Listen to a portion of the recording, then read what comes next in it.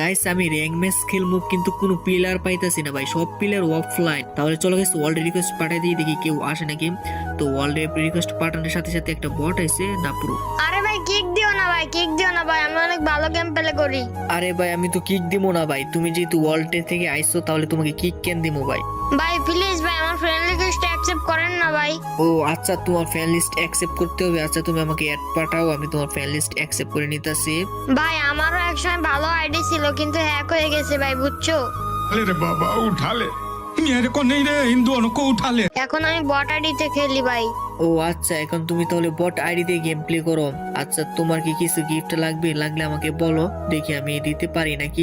না ভাই না, কিছু গিফট লাগবে না ভাই, তুমি শুধু আমার সাথে এক ম্যাচ খেলো আর আমার ফ্রেন্ড রিকোয়েস্ট অ্যাকসেপ্ট করে নাও, তাইলে আমি খুশি, গিফট লাগবে না। আচ্ছা তাহলে তুমি আমার ফ্রেন্ড লিস্টে আসতে পারলে তুমি অনেক খুশি হইবা। আচ্ছা যাও, আমি তোমার ফ্রেন্ড লিস্ট অ্যাকসেপ্ট করে নিলাম।